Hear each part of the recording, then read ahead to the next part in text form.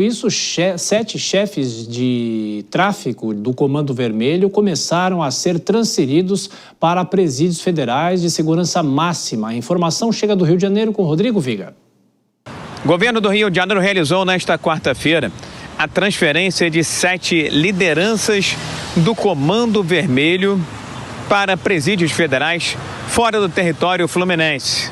Era uma transferência que já estava programada, faltava apenas a execução, que dependia de um mega esquema de segurança. E ele foi montado para esta quarta-feira. A mega operação envolveu forças de segurança aqui do estado, agentes da Secretaria de Administração Penitenciária, do governo fluminense e até do Ministério da Justiça e da Segurança Pública. Foi o ministério que abriu as vagas em presídios federais. O pedido inicial é para 10 vagas. 7 transferências foram autorizadas pela Vara de Execuções Penais. Outros 3 ainda estão em análise aqui mesmo no Rio de Janeiro.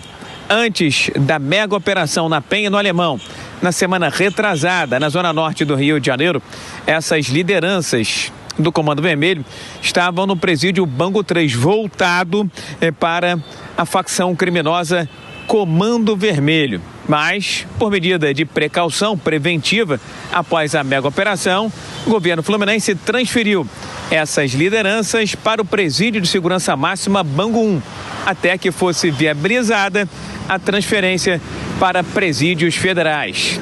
Juntas, as penas desses 7 transferidos nesta quarta-feira somam quase 430 anos de reclusão. São presos conhecidos famosos como Maitor, que mesmo preso ainda continua controlando o tráfico de drogas na comunidade Santo Amaro, na região centro-sul aqui da capital. O governo do Rio de Janeiro tem dito frequentemente que a transferência de presos é uma tentativa de enfraquecer as facções criminosas aqui do estado e reafirmado que está fazendo o seu papel no combate e no enfrentamento ao crime organizado. Do Rio, Rodrigo Viga. Ô Túlio, a gente lembrou recentemente daquela crise de 2006 aqui em São Paulo, no PCC, em que muitas das lideranças foram transferidas para presídios federais, presídios de segurança máxima. É o caminho para esse caso também? É o caminho, Thiago. Olha, Clarice Lispector já falava que o óbvio é a verdade mais difícil de se enxergar. E qual é o óbvio? O óbvio é que nós temos um sistema prisional completamente defasado, ineficiente e incapaz de controlar o crime organizado. O crime organizado comanda essas facções dentro dos presídios. Então é evidente que essa transferência é o óbvio ululante, é necessário para que se possa ter um controle melhor, uma eficiência melhor e que esses líderes, esses chefes, eles não tenham o poder e as regalias para continuar praticando os crimes dentro dos presídios. Agora, Kobayashi, é aquela história também, né? Os líderes são isolados, mas aqui fora tem muita gente que faz o comando, né? Sim, aqui fora tem muita gente que faz o comando, mas como o Túlio disse, Thiago, de fato, os maiores comandantes estão presos. E aí a gente também tem uma necessidade de reaver o sistema penitenciário no combate às facções criminosas.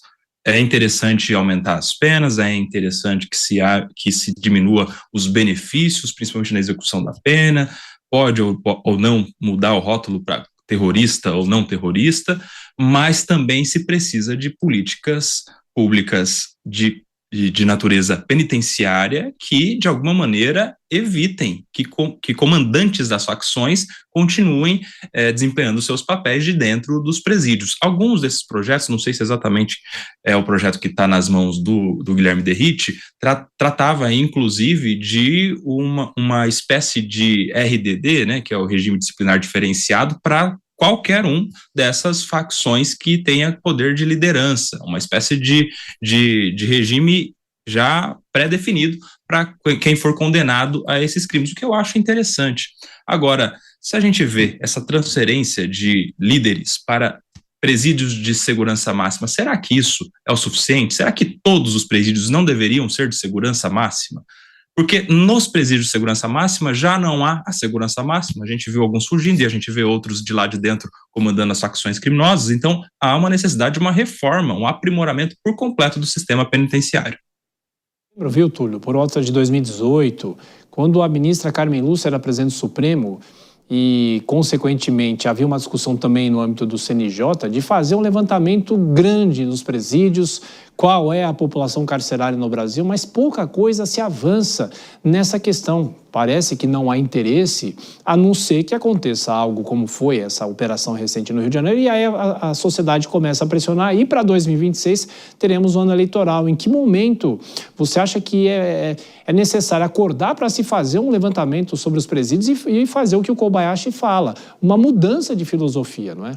Olha, exatamente, Thiago. O Kobayashi foi preciso e detectou que o problema, às vezes, não é só jurídico. O problema, na verdade, é de gestão, exatamente, de uma boa administração, gestão em relação aos presídios. Saber que tipo de presídio deve ser construído, em qual localidade, qual é o regime disciplinar que deve vigorar dentro do presídio, porque hoje, na verdade, é simplesmente um sistema prisional completamente sem critérios, no qual o crime organizado graça e reina. Então é preciso ir além da questão da alteração legislativa, que já é um primeiro passo, é uma ferramenta importante. Outra questão fundamental que estava na versão 3 do projeto, não sei se foi mantido para 4, é a questão de cumprir pena até praticamente o final, para que o benefício não fique só nos 40% do cumprimento da pena. Outra questão importante é a questão das saidinhas também, que isso precisa ser reanalisado. Enfim, situações nas quais o sistema prisional não consegue lidar bem. Então é preciso uma reformulação profunda. E às vezes a tragédia, ela é necessária, infelizmente,